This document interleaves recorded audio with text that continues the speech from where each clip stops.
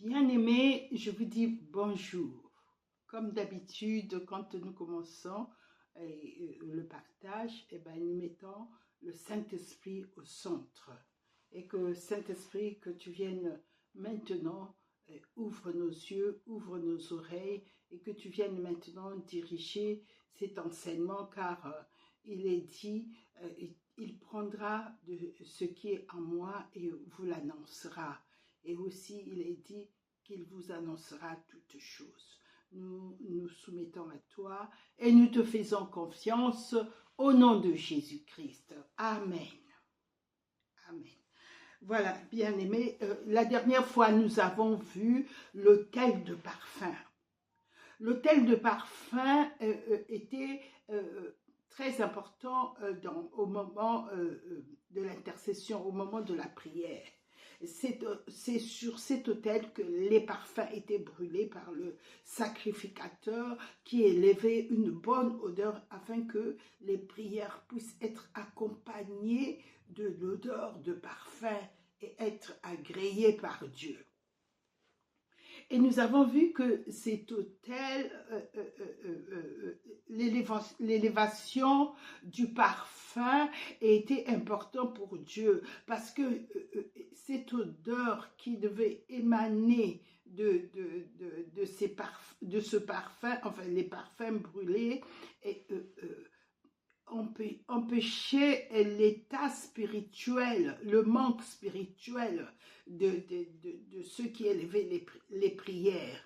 Et nous avons vu que nous, en Jésus-Christ, c'est le sacrifice de Jésus-Christ qui est complet. En lui, quand il a été élevé à la croix, il a élevé une bonne odeur. C'était un sacrifice sans défaut. Et la Bible dit, celui qui n'a point commis le péché, Dieu l'a fait devenir péché pour nous. Et donc, le Seigneur Jésus n'avait aucun péché. Son sacrifice était agréé. Dieu l'a accepté totalement. Et donc, quand nous nous approchons de Dieu, l'homme a besoin de parfum. Mais comme le parfum que Dieu agrée, c'est un parfum que lui-même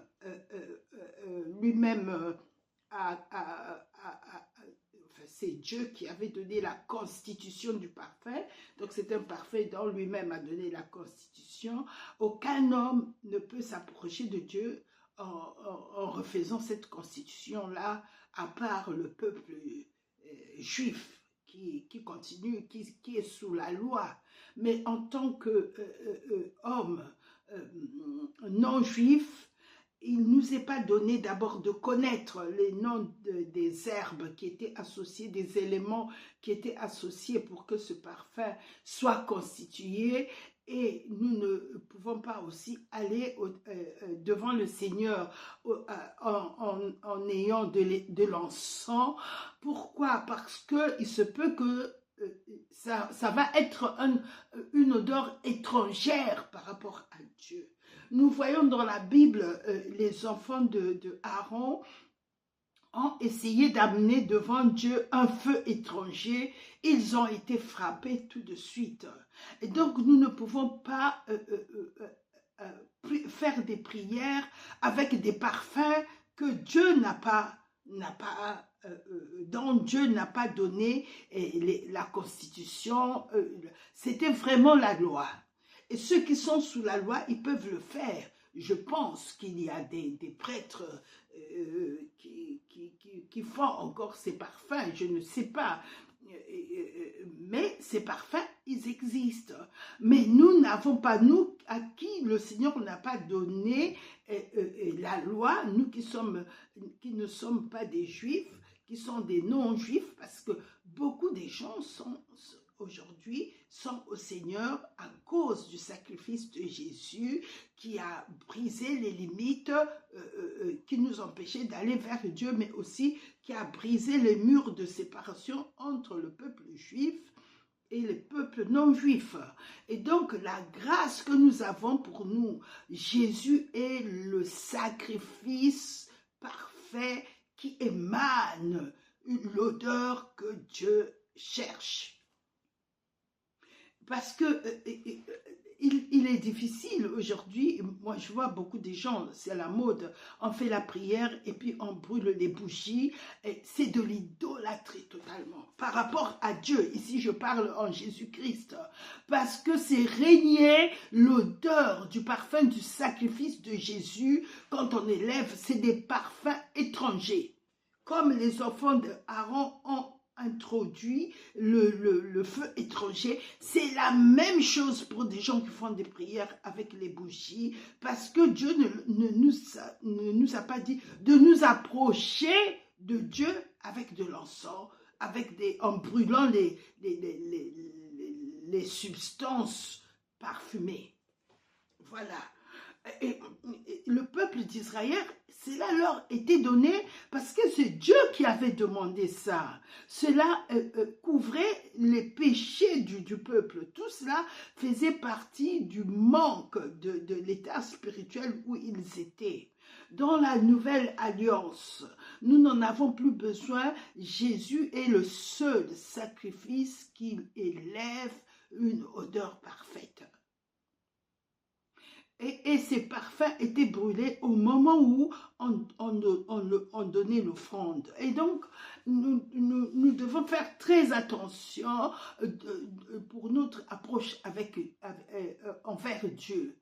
Le Seigneur, au moment où il est allé à la croix, et il a dit, il faut que le Fils de l'homme soit élevé. Donc, il faut que le Fils de l'homme soit élevé. Et quand le Seigneur sera élevé, il attirera à lui le jugement. Il a dit, il attirera à lui. Et il n'a pas, dans le texte original, on n'a pas dit les hommes. On a seulement dit, il attirera à lui. Et donc, ceux qui ont traduit ont ajouté les hommes. Mais les hommes, dans le texte original, ne se trouvent pas. C'est que le Seigneur parlait du verset d'avant, il parlait du jugement. Et même ceux qui l'ont écouté, ils ont dit, mais comment tu peux dire que le Fils de l'homme sera élevé? Parce qu'à cette époque-là, quand un homme était élevé, comme Moïse a élevé le serpent dans le désert, dit le Seigneur, c'était le jugement du serpent dans le désert. Le serpent a été jugé en brûlant sur la perche que Moïse avait élevée. Et c'est Dieu qui avait ordonné ça. Or, le Seigneur Jésus-Christ, il dit, il faut que le Fils de l'homme soit élevé comme Moïse avait élevé le serpent dans le désert. Donc ici, l'élévation du Seigneur, c'est vraiment pour donner un parfum à Dieu, afin que l'homme puisse être agréé. Et voilà pourquoi il ajoute, afin que quiconque croit en lui, quiconque aura le regard sur le Seigneur Jésus-Christ, il gardera la vie sauve. Il recevra la vie parce que lui, comme un paratonnerre, a reçu le jugement de tous les hommes. Donc le parfum ici, c'est vraiment Christ. Nous n'avons pas besoin d'artifice pour nous avancer vers Dieu. Et même, je pense que c'est quand les gens ne sont pas remplis du Saint-Esprit, ils cherchent beaucoup d'artifices pour s'approcher de Dieu. Deux fois, il y en a qui disent il faut s'approcher de Dieu avec les louanges. Plusieurs raisons sont données pour la présence de Dieu. Mais la présence de Dieu aujourd'hui, elle est d'abord en nous. Avant nous ne réalisons qu'elle nous environne et au moment où je veux m'agenouiller, je dois d'abord être conscient de la présence du Saint-Esprit. Parce qu'il est le seul qui va intercéder et pour moi, par rapport à Dieu, il est le seul qui connaît la volonté de Dieu et il est le seul qui a la pensée de Dieu et qui peut intercéder en notre faveur. Donc, quand je suis consciente, je peux même lui dire, Saint-Esprit, je me décharge sur toi, intercède pour moi. Dans cette situation, je te la confie. Tu es le Très-Haut, tu es le Tout-Puissant. Et c'est ce que Paul nous montre, qu'il préférait avoir confiance au Saint-Esprit qui était en lui. Il parlait plus en langue quand il était dans ses moments de prière. Et il dit, je parle plus en langue que vous tous. Pourquoi? Parce que nous ne nous approchons plus de Dieu de la même manière que ceux qui étaient dans l'ancienne alliance. Ils avaient besoin de tous ces éléments parce qu'ils vivaient par la vue. Ils devaient voir des éléments et ça motivait leur foi. Nous, notre foi est motivée aujourd'hui en sachant que je suis en Christ. J'ai donné ma vie à Jésus-Christ, alors le ciel m'est ouvert, le chemin de Dieu m'est ouvert, parce que nul ne va au Père que par lui. Et donc voilà, ici, c'était vraiment pour le parfum, pour que nous sachions que c'est par Jésus-Christ que nos prières montent. Et il est l'ouverture du ciel pour chaque vie. Celui qui se tourne au Seigneur, le Seigneur a dit, tu verras désormais monter sur le Fils de l'homme les anges, monter et descendre. Donc dans nos vies, il y a un chemin. Le chemin là, c'est un escalier, c'est l'échelle, c'est Jésus. Je suis uni au ciel par le Christ. Et le Christ aujourd'hui est représenté par le Saint-Esprit. Le Seigneur a dit aux disciples, il vous est avantageux que je m'en aille pour que le Saint-Esprit, je vous envoie le Saint-Esprit. Parce que chaque dimension de Dieu a accompli quelque chose pour le salut de l'homme. Dieu ne s'est pas éloigné de Adam quand Adam a péché. Dieu continuait à lui parler et Dieu continuait à parler aux hommes et Dieu continuait à parler aux prophètes parce qu'il ne voulait pas voir l'homme détruit. Le but du diable était d'anéantir l'homme qui était le temple de Dieu. Mais le but de Dieu était de relever son temple de là où il était tombé. Voilà pourquoi il n'y a que Dieu lui-même qui pouvait nous relever. Aucun homme parmi les hommes ne pouvait le faire. Dieu a été obligé de venir s'incarner dans l'homme afin de relever l'homme à sa dimension. Et pour cela, il a fallu qu'il meure parce que l'homme était mort à la vie de Dieu. Et qu'il aille le chercher là où il était pour le ramener à la vie de Dieu. En Jésus-Christ, nous sommes ramenés dans la vie de Dieu. La vie de Dieu maintenant coule en nous par la présence du Saint-Esprit.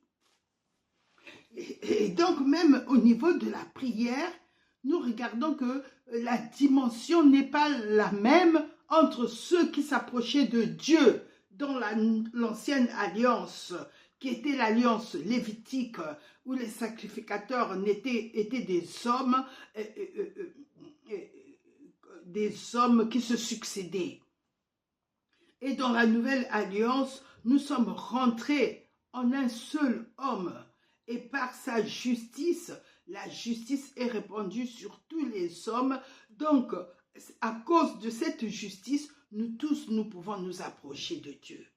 L'approche n'est pas le même. En Jésus-Christ, tous les hommes qui se tournent vers Jésus peuvent s'approcher librement de Dieu sans avoir besoin de quelque chose, d'un accompagnement. La seule chose qui nous accompagne, c'est le sang de Jésus-Christ et le Saint-Esprit. Le sang de Jésus-Christ nous a donné accès au Père.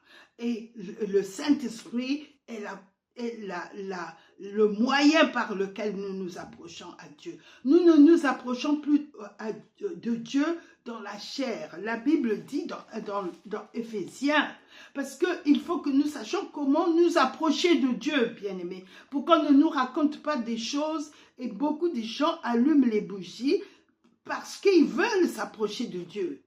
Ils veulent s'approcher de Dieu. Ils aiment la présence de Dieu. Et donc, ils pensent que c'est ainsi que je dois m'approcher de Dieu.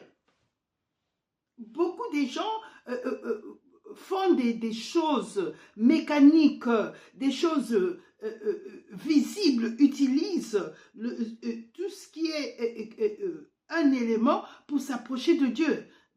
Mais ça, c'était sous la loi. Parce que l'homme n'était pas encore né de nouveau.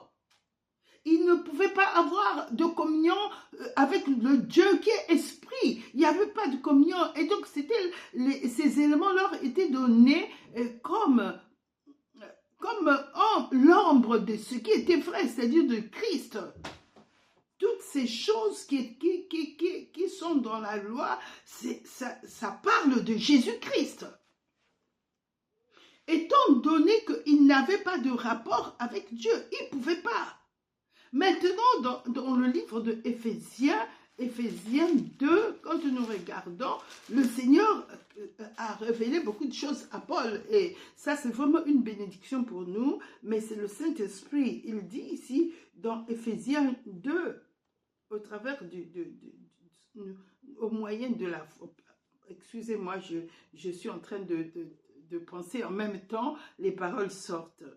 Il dit, mais maintenant en Jésus-Christ, vous qui étiez jadis éloignés, il parle ici des gens non juifs, vous avez été rapprochés par le sang de Christ. Donc le sang, comme le souverain sacrificateur, il ne pouvait pas s'approcher de Dieu sans le sang. Nous avons le sang de Jésus-Christ. À partir du moment où je reconnais Jésus-Christ est mon Seigneur et mon Sauveur, c'est lui qui est l'accès, son sang a une valeur éternelle. Je peux m'approcher de Dieu parce que je sais que il s'est sanctifié pour moi. C'est pas moi qui me suis sanctifié. C'est pas parce qu'aujourd'hui je m'abstiens à ne pas pécher que je suis sanctifié. Ça, c'est la crainte de Dieu. La crainte de Dieu est le commencement de la sagesse. Quand je ne fais pas ces choses-là, parce que j'ai le respect et la crainte de Dieu, parce que je vénère mon Dieu. Mais ce qui m'a sanctifié, c'est le Seigneur Jésus-Christ et son sang. Parce que si Jésus n'avait pas fait ça, même si la personne ne pêche pas toute sa vie, il n'allait pas être justifié, il n'allait pas être sanctifié. Le péché, c'était une nature du diable qui était dans l'homme. C'est pas ce que l'homme faisait qui le rendait pécheur. C'est la nature du péché, du diable, qui faisait qu'il pèque, qui l'obligeait à pécher. Et donc, quand j'ai compris que c'est par le sang de Jésus-Christ que je suis sanctifié, que je suis justifié, que je suis lavé, et au nom du Seigneur Jésus-Christ et par l'Esprit de notre Dieu, je n'accorde plus beaucoup d'importance aux éléments pour m'approcher de Dieu. Mais je m'appuie sur le sacrifice de Jésus, sur le sang de Jésus et sur le Saint-Esprit. Et ici, il va plus loin. Quand nous lisons le verset 17, Éphésiens 2, 17, il dit, « Il est venu annoncer la paix à vous qui étiez loin et la paix à ceux qui étaient près. » Donc, il nous a unis, il a brisé le mur qui nous séparait. Il nous a unis en un seul homme. Il est devenu l'union de l'homme, de tous les hommes et de Dieu.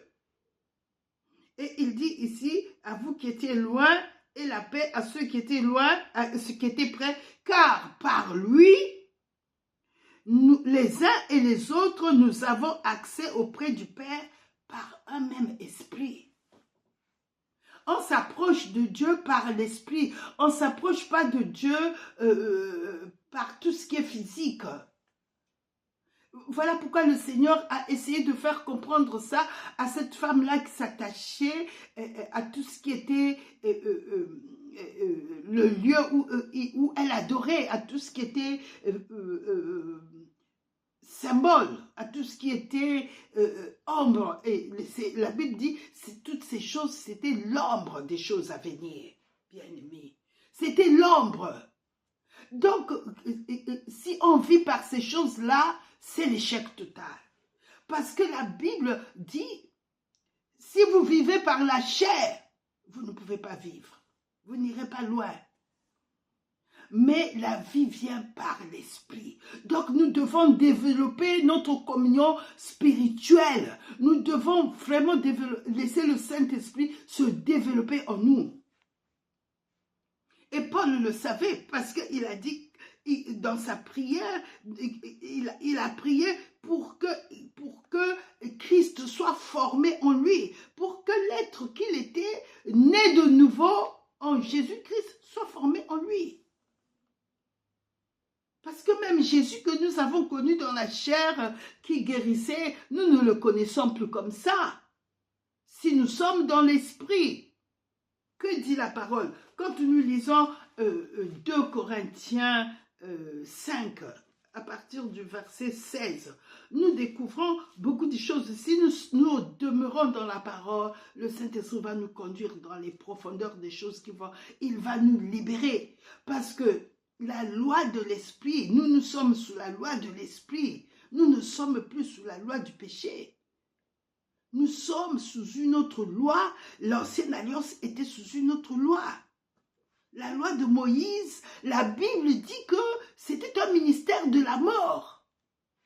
Oui, bien-aimé, c'est la Bible. Et la Bible, la parole de Dieu, c'est Jésus qui a sorti ça de sa bouche. Il a dit, l'écriture ne peut être anéantie. Jean 10, 35. Donc, nous qui avons la grâce, nous devons lire sous la conduite du Saint-Esprit. Il est prêt à venir nous conduire dans nos lectures. Il est prêt, il est venu pour ça, pour enlever nos tâches, pour enlever nos rides, pour faire tomber les écailles, afin que nous rayonnons spirituellement, afin de nous conduire à la stature parfaite de Christ. Nous ne devons plus nous attacher aux choses. Je fais ça pour m'avancer de Dieu. Non, je crois ce que la Bible dit pour m'avancer, m'approcher de Dieu. Quand nous lisons, tout à l'heure, je disais que 2 Corinthiens 5, à partir du verset 16, nous dit, « Ainsi, dès maintenant, nous ne connaissons plus personne selon la chair.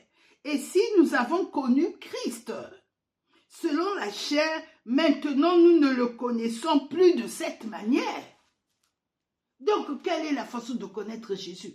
Il faut que je sache comment Christ vit en moi et comment moi je suis en Christ. Comment je suis en Christ. Faut pas que ce soit seulement des paroles. On prend le livre d'Éphésiens, on commence à dire en Christ je suis ceci, en Christ. Non. Est-ce que tu vis cela? Et pourquoi tu allumes encore plein de choses autour de toi pour t'approcher de Dieu? Dieu n'est pas un homme. Ces choses-là que tu amènes, ce sont des hommes qui les ont créées. Ce sont des hommes qui les ont faits. C'est ce que tu amènes devant Dieu pour rencontrer Dieu. Ce sont des hommes qui les ont créés. Mais grâce soit rendue à Dieu, Dieu aussi a envoyé Jésus afin que par lui, nous nous approchons de Dieu. Par lui, nous adressons nos prières. Rendez grâce en toutes choses par Jésus-Christ, ajoute Paul. Paul n'est pas venu enseigner tout ce qui était dans la loi. Sinon, pourquoi on l'avait lapidé? Et ici, dans 2 Corinthiens 3, la Bible dit que le ministère de la loi, ce n'était pas un ministère qui donnait la vie en faisant ces choses-là. Il ne faut pas penser que c'est pas facile. La loi, c'est comme de l'esclavage. Il faut faire ci, il faut faire ça. Et quand on ne le faisait pas, avant même que Dieu ne puisse dire quoi que ce soit, déjà la loi portée, c'est une loi. Donc il y avait un jugement. Mais aujourd'hui, la grâce que nous avons, Jésus-Christ est venu accomplir ce que aucun homme ne pouvait faire. La loi, il l'a accomplie. Depuis sa naissance, il est né sous la loi jusqu'à ce qu'elle soit totalement accomplie. Il nous a affranchis de la loi. La Bible dit, Christ nous a libérés de la loi. Parce que quand nous regardons ce ministère, dans 2 Corinthiens 3, à partir du verset 8, verset 7, « Or, si le ministère de la mort, gravé avec des lettres sur des pierres, a été glorieux au point que les fils d'Israël ne pouvaient fixer les regards sur le visage de Moïse à cause de la gloire de son visage, bien que cette gloire ait été passagère. Le ministère de tout ce qu'on voyait, la gloire de Dieu qui se levait, cette gloire était passagère. Mais en Jésus-Christ, il a tout accompli. C'est une gloire éternelle. C'est un salut éternel. C'est un héritage éternel. C'est une alliance éternelle. Il nous a fait rentrer dans l'éternité. Dans l'éternité, bien-aimés. Ce que Dieu nous donne, il ne peut pas le reprendre parce que c'est basé sur le sang de Jésus qui est éternel.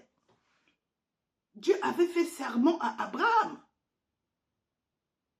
que par ta descendance, je bénirai ta descendance et elle sera une source de bénédiction. Il parlait de Jésus-Christ, qui allait être la descendance d'Abraham. C'est à cause de ça que la loi avait été donnée. C'est pour garder le peuple d'Abraham sous l'alliance afin que le Messie puisse venir. Parce que le péché sévissait tous les peuples. Mais à cause de la loi, ils étaient obligés d'obéir à la loi et ça les a gardés. Et donc nous qui avons reçu la grâce de recevoir Jésus qui a accompli cette loi, quand il est venu dans notre vie, c'est comme s'il est venu l'accomplir pour nous. Il a été celui qui a accompli ce que je ne pouvais pas faire. Donc dans Galates 3, il est dit à partir du verset 13, Christ nous a rachetés de la malédiction de la loi. C'est fait. En Jésus-Christ, je suis béni. Nous sommes une bénédiction pour les nations. Dieu nous a bénis afin que nous soyons une bénédiction pour les nations. Quand je suis quelque part, j'amène l'odeur de Christ. Et ces personnes-là pourront connaître que Jésus-Christ, c'est lui qui sauve.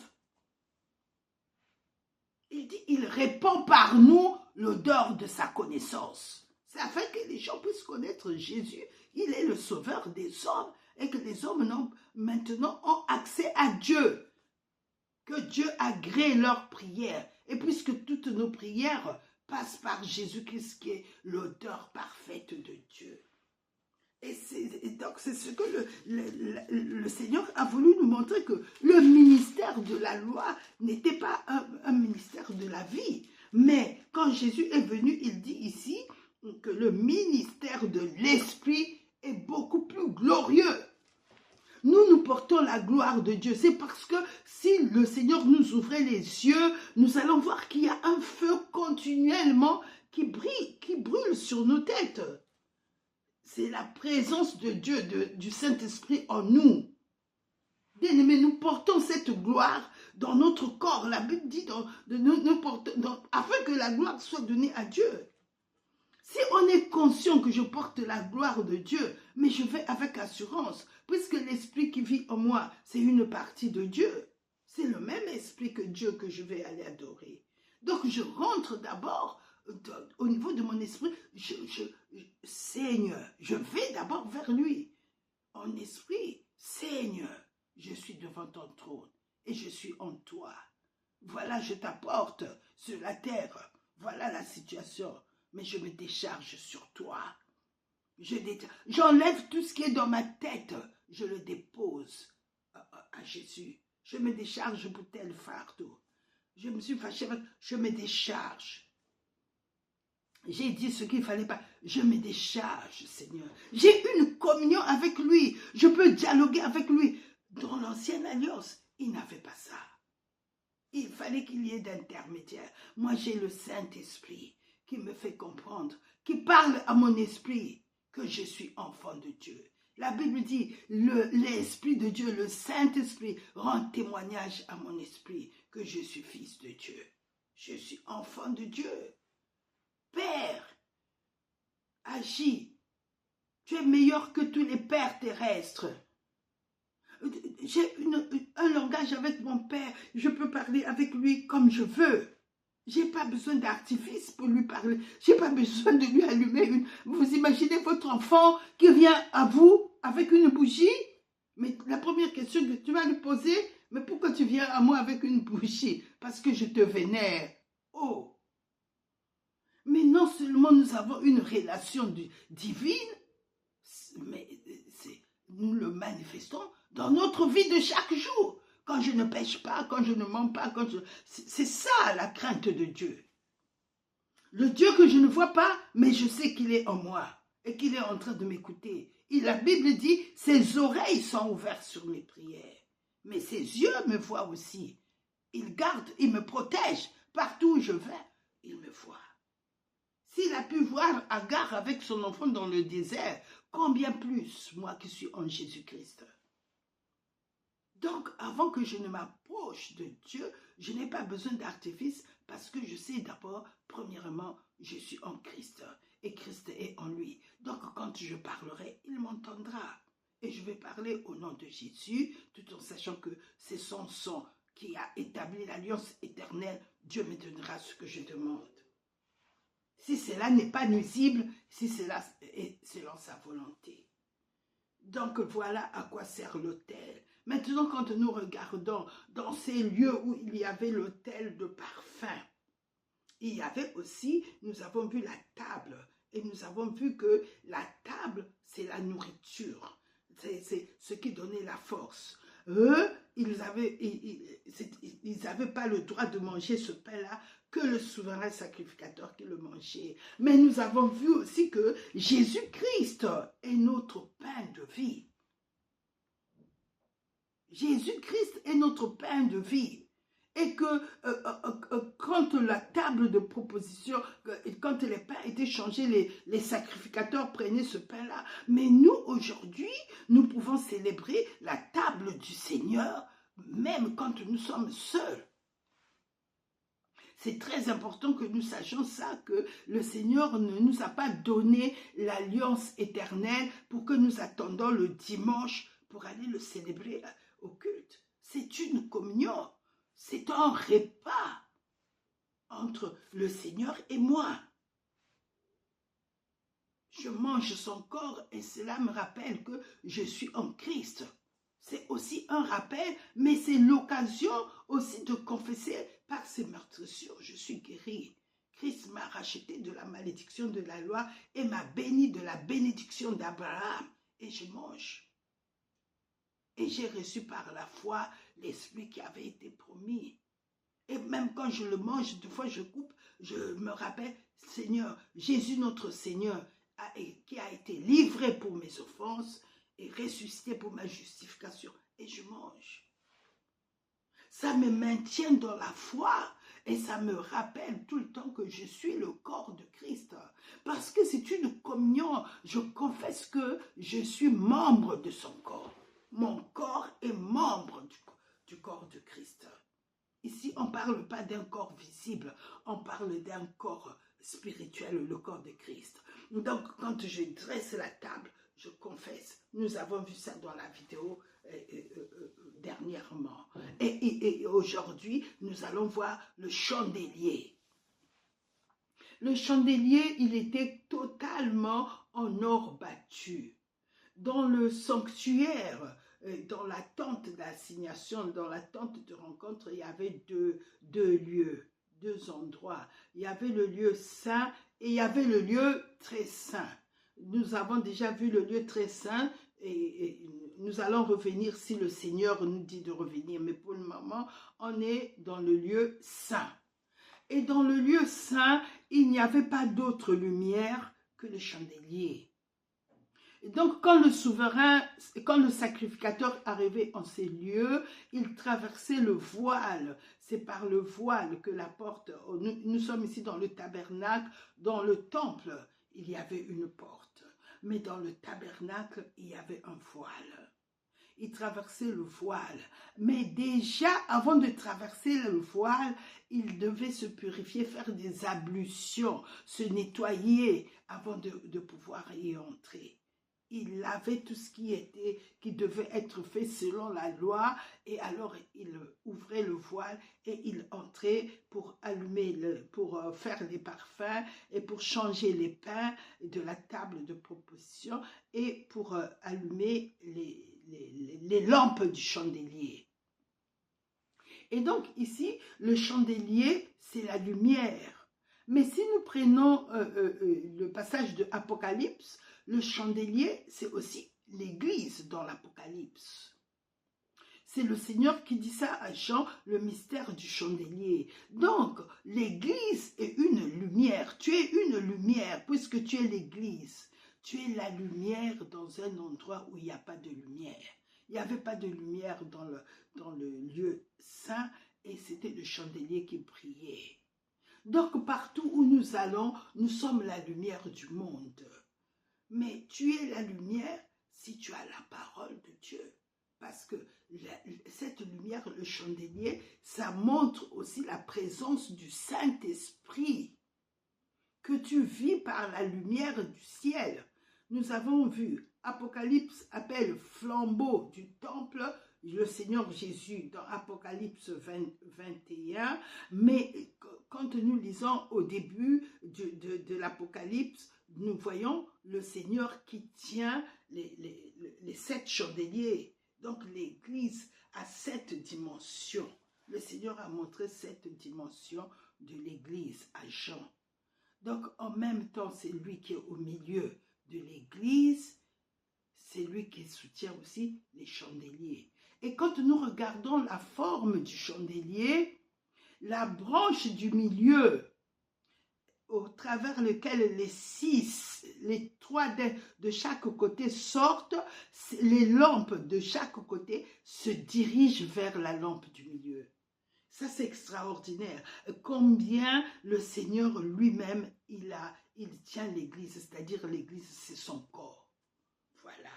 Et donc, quand il dit que vous êtes la lumière du monde, on n'allume pas une lumière pour le cacher, mais on le met sur le chandelier. Jésus, quand il nous a sauvés, nous ne pouvons pas nous cacher dans le monde. Quand j'arrive quelque part, les gens de toutes les façons, même si je ne parle pas, en me regardant, ils savent que cette personne est différente. Moi, tout le temps, les gens me le disent, je sens qu'il y a quelque chose en toi qui est différent. Et pourtant, sans parler. Donc, le Seigneur Jésus-Christ, la lumière de Christ émane de nous. Nous sommes la lumière du monde. Et j'aimais beaucoup ça parce qu'en France, à l'époque, où les gens avaient beaucoup de foi, on n'arrivait pas dans un village où il n'y avait pas l'église. Il y avait toujours une église qui symbolisait qu'en cas de besoin de cœur, c'était à l'église qu'il fallait partir. Et donc aujourd'hui, quand nous regardons l'église dans le monde, nous sommes une lumière vivante. Nous sommes une lumière vivante. Et c'est par cette lumière-là que je dois être guidée. C'est-à-dire, l'Esprit de Dieu habite maintenant en moi. L'Esprit de Dieu n'est pas dans ceux qui ne connaissent pas Dieu. Nous voyons que le chandelier était dans le lieu saint. Il n'était pas dans le parvis. Il était dans le lieu saint, c'est-à-dire au-dedans de nous. On ne le voyait pas. Personne ne peut savoir aujourd'hui que tu es rempli du Saint-Esprit. Sauf si tu parles en langue. En ce moment-là, on peut savoir que tu es rempli du Saint-Esprit. Mais quand nous faisons nos courses, où je me rends à un lieu quelconque, on ne voit pas le Saint-Esprit.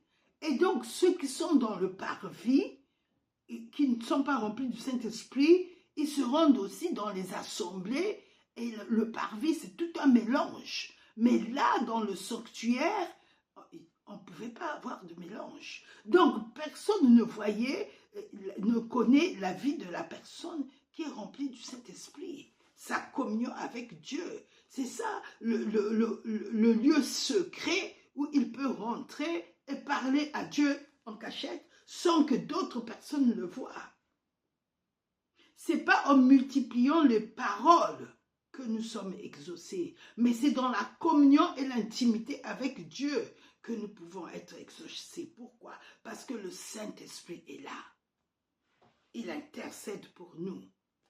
C'est lui c'est notre lumière, c'est lui qui nous conduit. Il peut nous dire, lis tel verset pour demander lis cette promesse, et lis ceci, ou bien prie comme ceci. Et quand je ne peux pas, je prie totalement en langue. Dans ce lieu-là, on pouvait parler avec ses paroles, mais on pouvait aussi parler par l'esprit.